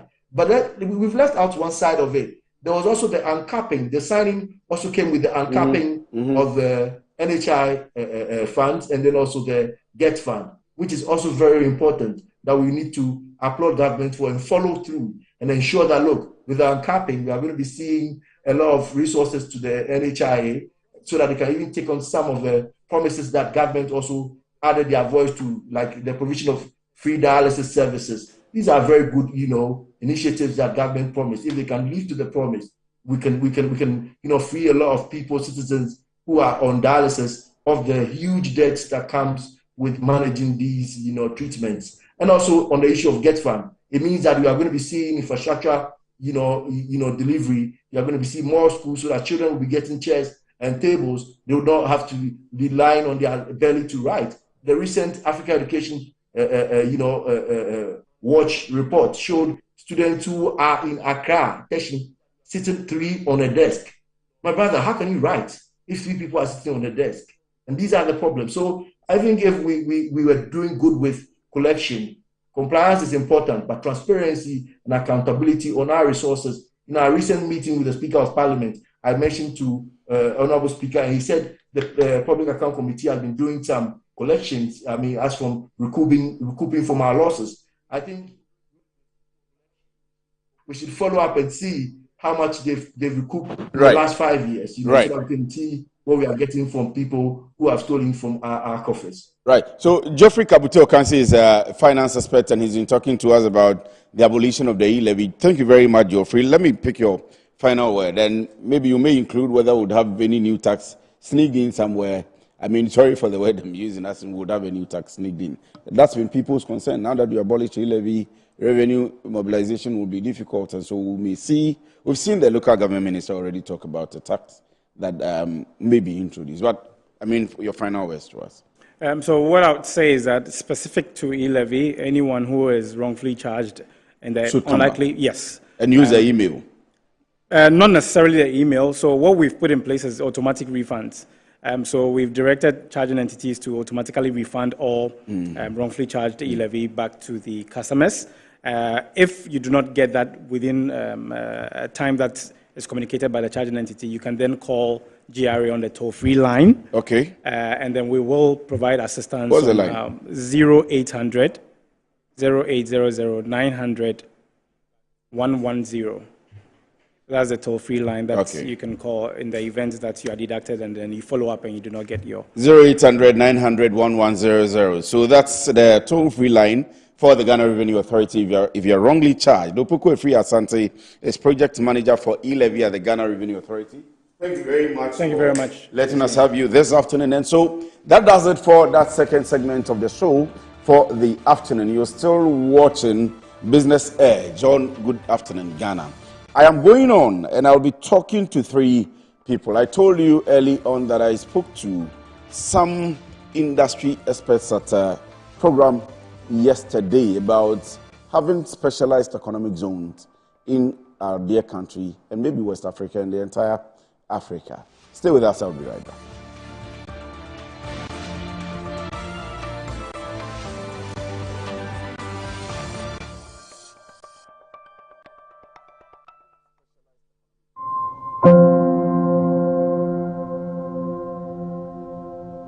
Ama, nansi mi jeno wo bin enko ye kwao. Ama ma ye bohu se kontomra akija. Nansi me hu se me nyo basi makura. Ama me kunu me into kwankwa. Oh you why? Enye mo go. Give us GC mixture and any capsules. Aye num boom. En ho asem na mo kana. E bua emma ene meme nyina. Na ma wo ba ye obesima. Na be ma so aye be masima. Ya, we be bua wuku. Ama ne giant sa wo de hye butu. Na wanyinya na nim tisese ni wo yi chokwa.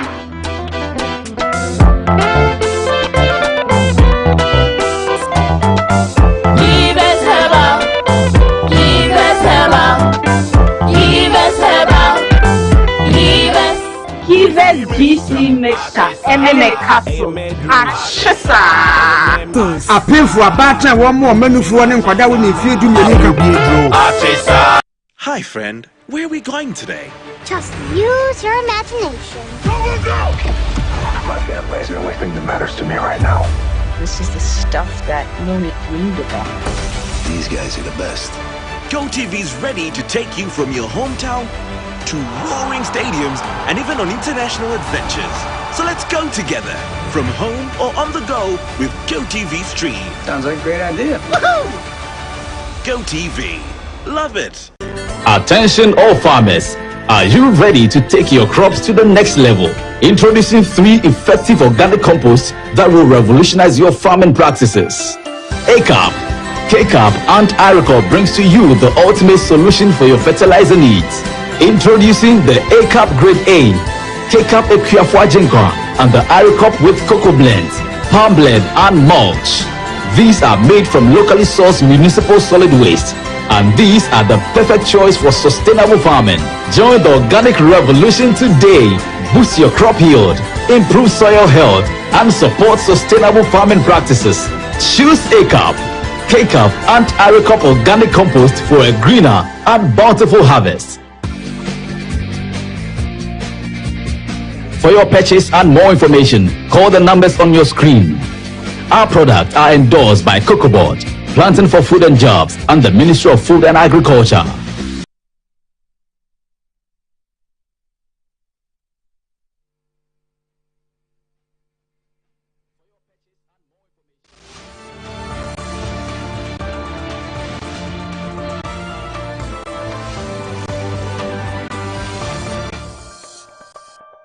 The African Industry Trade Show 2025 officially kicked off at the Accra International Conference Center today, marking the beginning of a three-day business forum set to conclude on April 4th.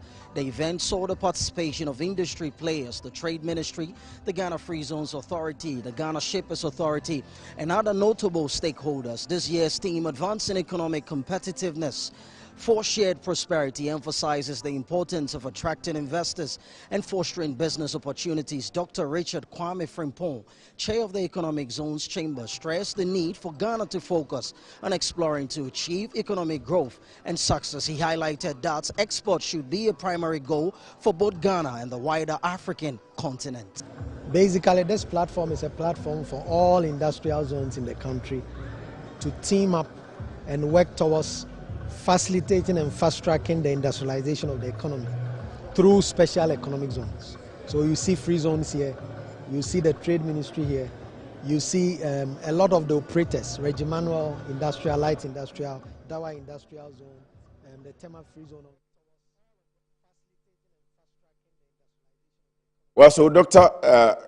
Richmond Kwame Frimpong was the one speaking there, but I have in the studio here Thekla Ricketts, is that a name? Right, I have in the studio head of the Secretariat, Africa Economic Zones Chamber. Thank you very much for joining us this afternoon. And then from Regimanual, Michael Jani is the Marketing and Communications Manager. Michael, yes, Michael, thank you very much for joining us as well. Thanks for having me. And then we have Yao Echampon Ejay, Apollonia City. I'll come back to you and ask, I didn't know you have the free zones platform. I thought that all you were doing was building houses. So Apollonia City, we are a holistic development. So as part of what we do, we also have a 200-acre light industrial park that's a haven for businesses that are looking to thrive in Ghana. I went to your stand yesterday, but let me come to our host. Our host is Ricketts Thekla, and she is the head of the Secretariat Africa Economic Zones Chamber. And you heard Dr. Kwame Frimpong talking. What we are seeking to do, and I told you about how I'm concerned about the pragmatic steps that we take towards improving our GDP, towards making sure that we have homegrown, African-grown, West African-grown policies to support the development of our economic infrastructure. We should be able to produce. Now, Trump is introducing tariffs, and it's going to affect us. Our exports to the U.S. is going to be cut. If we produce here and have the market for it here, we will be self-sufficient. I'm sure that's what you are looking at. Or, if that is not it, please explain to us, what exactly is this whole thing about?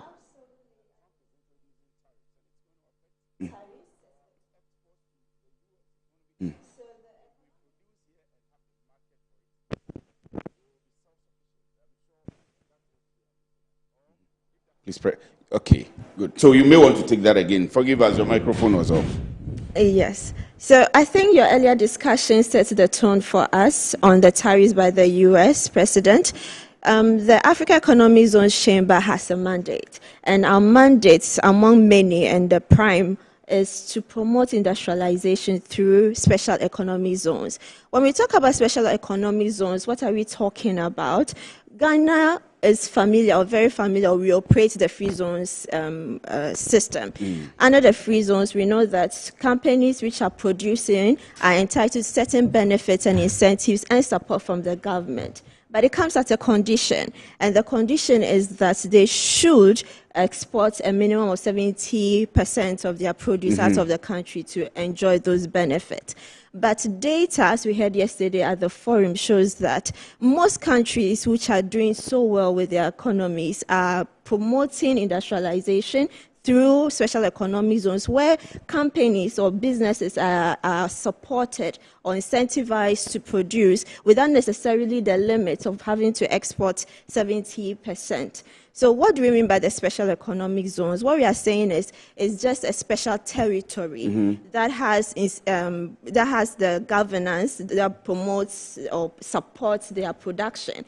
In the regime, within a particular territory, you have the easy facilities, you have easy access to funding, you have easy access to government support, and you have the infrastructure. It can be government, it can be by private government, and it can also be solely private. And using your building as an example, if your building or your premises is licensed as a special economic zone, what it means that any individual who wants to manufacture, who comes into this premises to work, would have access to all these incentives. So for the SMEs, for the businesses who can't afford warehousing, you can't afford your own electricity facilities, you can't afford the export tariffs or import tariffs on certain goods, all you need is to locate... The sets of costs, the infrastructural build-up and so on and so forth. Absolutely. You need to produce maybe jute bags for people, but you don't have the money to put up a building,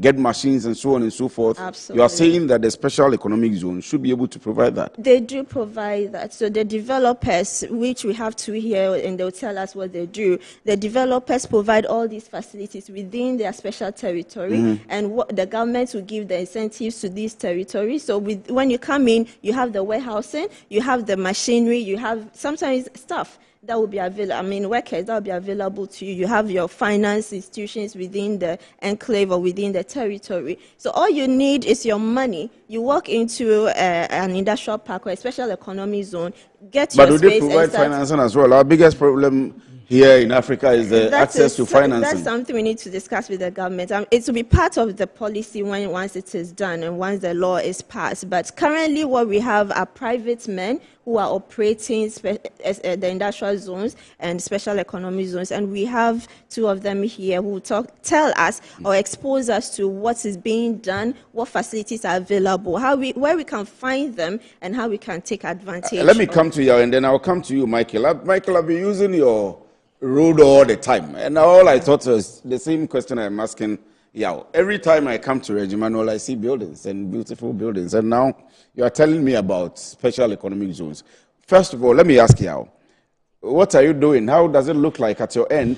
And most importantly, how are you partnering with them to make sure that all of us, I want to get into industry, production, and I have my special areas that I'm particularly interested in.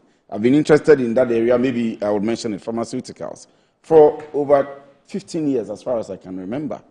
And there are things I'm doing that maybe we can discuss even on air. But how do I take benefit from what you're doing? What exactly are you doing? Great. And then how do I get in? Great. Let me provide a bit of context. So first of all, Apollonia City is a 2,325-acre mixed-use, master-planned, fully controlled enclave that's developed by a company called Rendever, who happen to be Africa's largest urban developers with over 30,000 acres of city-scale projects across 5 countries, Ghana, Kenya, Nigeria, Zambia, and the Democratic Republic of Congo. Now, as part of our model, we acquire large tracts of land, we rezone it, we master plan it, and then we put in all the trunk infrastructure that both residents and businesses will need. Now, therein lies the opportunity. Now, Rendever has been a champion of the special economic zones across Africa for years. In Tatu City, where our flagship project is, the entire space, over 5,000 acres, is a designated special economic zone. We have located in that enclave what we call a one-stop shop, where we even have people from the customs seated. So when containers come at the port, there is no issue about demurrage. It's put on a truck, it's brought straight into the special economic zone because we have custom officials there to open. If per chance there is a delay in your funds to clear your product, you are not incurring extra costs because the whole essence of the special economic zone is to make businesses thrive. Because as Tekla was saying, the benefits are enormous. Now, in Apollonia City, we have a 200-acre light industrial park. Now, we are putting in all the trunk infrastructure that these businesses would have called upon government to produce. So when it comes to access to power, we have a 33 kVA substation that we built for over $2.5 million. You don't rely on ECG? We partner with ECG, but the benefit is that we have 6 different feeder lines, 2 coming from the primary Adenta primary supply points, 2 coming from the Dodo primary supply points, and 2 coming from Mobile, from Greco directly, giving us power redundancy. Because we understand that businesses that set up in our industrial park needs to continue. They don't have time to go on break because of power issues. So we have put in that infrastructure. We have companies that are looking to go into juice manufacturing. They need access to good potable water. We have about a 44-kilometer dedicated untapped water line that we built at our cost directly from the Bong Booster Station straight into Apollonia City, untapped by anybody else, ensuring that the companies that are set up in our industrial park have access to all of these. So it's, I mean, if you were coming here to talk about your houses, I would have asked that, pay me before, then I'll put your houses on screen and show people the designs. But this is growing the entire business landscape of the country. Yeah. How, is that the same thing you're doing? What exactly is yours also about? Because you're not here to talk about houses. Well, it's a similar concept. You know, with Regimano Gray, we have had this expertise with housing development primarily. But our development model now includes these industrial zones. And essentially, if you're able to integrate residential, commercial, and industrial zones, they become self-sustaining. So the investment, that's what my colleague from Apollonia City is mentioning. The investment in access roads, in infrastructure. At our end, we mostly do underground drainages. We've also brought in a 33 kVA with water supply. The entire 1,200 acres is walled to provide security. And if we position ourselves like that, then what is happening with the economic zones can now benefit the country properly. You can access this, our Regimano Satellite City and the industrial enclave with within this 10.5 kilometer road network, taking you to Tema, East Legon, Adenta. So we realize that if we're able to put all of these together, then those who are coming in will benefit, and as a business will also be able to support them as we should. So let me ask you, Tekla, that I know about the Tema enclave, I know about the Takrady enclave for the Ghana Free Zones Authority. But we are trying to differentiate. Are they an economic zone, or they are just a place where people want to build their businesses, they go and government gives them land to build? But what I'm getting, the impression I'm getting from them is that there is an entire value chain of a provision. So from the ports, or if you want to export, right from maybe the farms to, or where you are picking your raw materials from, to your manufacturing process, and to export, or to the market, if it's coming to the local market, they are involved. Is that what you're pushing for? Yes, so what we are pushing for is a legal regime that incentivizes them, and that also gives them the support, the benefits that the free zone companies are enjoying. With special economic zones, you don't have the limit of a 70%. You may choose to produce and sell 100%. So yes, for the Ghana Free Zones Authority, you need to produce and export at least 70% of your produce. But what they are doing, it's wherever open, you want to sell it, very flexible. And the more we get people producing, as you said, the more we are moving from import-driven economy to a production-driven economy, the more our currency is improving, the more we are able to trade under the Africa Continental Free Trade Area, and the more our currencies actually benefit, is doing well and benefiting the pocket of the individual citizen of Ghana. So this is something we need as a country, and this is what the Africa Economic Zone Chamber is pushing for. So let's assume that I want to come to the Manuel Industrial Park or your zone, your economic zone, what kind of business do you accept? And maybe what kind of minimum capital should I be coming with? So, and I'll ask you the same thing. Yeah. Yes, there's no minimum capital requirement. If I have 50,000, 100,000 cedis, not dollars. It depends on what you want to do, actually. At the moment, you're not happy with that. You're looking at multi-billion. No, there isn't a limit. Mm-hmm. So the fact that you are the business, you know what your capital is. Mm-hmm. You go to them and secure a space based on your capital and what you can afford and what you can operate. The benefit to you is that if you have the $50, you don't need to now go and secure or procure equipment. The equipment's already there for you. So you are able to produce more with your $50 if you're doing. It will still bring me back to the charges anyway. How flexible it is, how feasible it is, how accessible it is for what kind of businesses. Startups, SMEs, up to multinationals and so on and so forth. So maybe you may want to speak to that briefly, then I can come and end with you. Yes, so essentially what we are providing is the support, the structure, that's the backbone that the industries need to be able to survive. And that's why we invest so much in things like the road network, the underground the security system, you mentioned, the drainage. Yes. So once that platform is set, I mean, currently we have there's a hospital, a very huge dialysis center coming there. Ooh. There's another specialist eye surgery hospital coming there.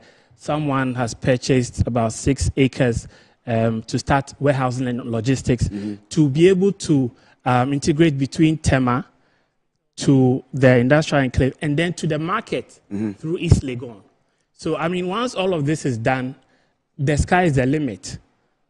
And we are there to support them. It's not necessarily about selling the land, but actually providing this kind of... It's exciting. I mean, the conversation before this particular conversation, as I was listening, I was like, wow, this is a wake-up call. I mean, the president of the United States practically telling us, you know what, we want to be on our own. So learn to be on your own. And this is a timely conversation we are having now. Right. So same question to you. I mean, for our small businesses, we accommodate everyone. Right. From agro-processing, from pharmaceuticals, garments and textiles. To put it in perspective, you can have one garment and textile company coming in, and they employ 2,000 people within the space of 1 year. Located within 10 kilometers of Apollonia Industrial Park, we have, from the recent census, we have in excess of 450,000 people, abled people who are able to work. That's access to ready labor. If you set up somewhere far away, you have to spend monies on finding ways to convey people to work, but we are strategically located so that you can have access straight to labor. And we're just about 5 minutes away from the Valley View University. So really, we are located in a space where businesses can thrive. And the objective is that, like Tekla was saying, if we are producing this much, and we are not limited to pushing it all overseas, but can consume them here, then it means the amount of dollars that we need to throw out every year to import comes down, and the Ghanaian economy ultimately benefits. That's what Rendeavor does through all the markets that we are located in. Let me give you the last bite. Unfortunately, we don't have time, but to place it in the proper perspective, Singapore has this, China has this, and so maybe we may want to bring them back later on and get into the details of, if you go to China, I know I haven't been there, but I'm told there's a place called Fushan, Kaglari or wherever, and all they produce is furniture, the best of furniture you can get. And so every business comes in there, set up, and they produce furniture for the entire world. Now, they are going to get affected by Trump's tariff issues anyway, but that is where we should be moving towards as a country. Is that the future for us? Absolutely the future for us. And the reason why we need to fast track the Special Economic Zones policy and the Special Economic Zones Act, because once the regime is created, then we are inviting the developers who are going to put in the infrastructure. We are inviting the operators like Reggie Manuel and Apollonia to come and put in the infrastructure and the facilities in there. Then the tenants and the SMEs can also have access. And the more people are producing, the more benefit we have as a country. Tekla Ricketts.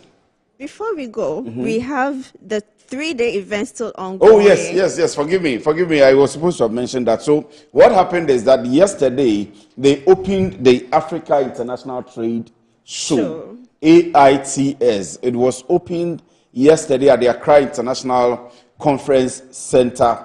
Right from 9 a.m., all businesses came together, and it was opened. And they started a trade show. Yes. Is that the case? Yes. So we had the forum discussions and the exhibition yesterday. The exhibition is continuing today. So please come to the conference center, come and meet Reggie Manuel, Polonia, and many others who are available. Get to know what they have and how they can benefit your business. We also have finance institutions available. We have lawyers available. Just come in and then have a share. We will continue tomorrow with site visits, so you don't want to miss this. Come today, come tomorrow. Come, let's go and see what they are doing at the industrial parks, and you will take the best advantage of it. So take note that the Ghana Free Zones Authority is also there. Yes. Ministry of Trade and Industry is there. I think GIPC and everybody that matters if you want to set up or grow your business in Ghana is there at the show, Accra International Conference Center. And you need to be part of it. We will continue to be part of it there. And maybe when we get back again on this show, we'll bring almost all of them. There is Dawa Industrial Park and all of the parks where if you want to set up a business, you can get into. That's our concern. We want to create more jobs, create more businesses, let the GDP grow. And on Good Afternoon Ghana Business Edge here, we are particularly concerned about all of these things. Thank you very much, gentlemen and lady. Thank you. Tekla Ricketts is head of Secretariat Africa Economic Zones Chamber. Michael Jani is Marketing Communications Regimental Gray Limited, not the estate, the entire limited. Yawe Champon AJ is Marketing and Communications Apollonia City. They all have industrial parks. We'll get back to them maybe in the course of the weeks or months. Thank you very much for staying with us. This has been the Business Edge on Good Afternoon Ghana. We are live on your way every Tuesday from 12 to 2 p.m. and Thursday, same time, 12 to 2 p.m. My name is Kwesi Efri. Have a very good afternoon.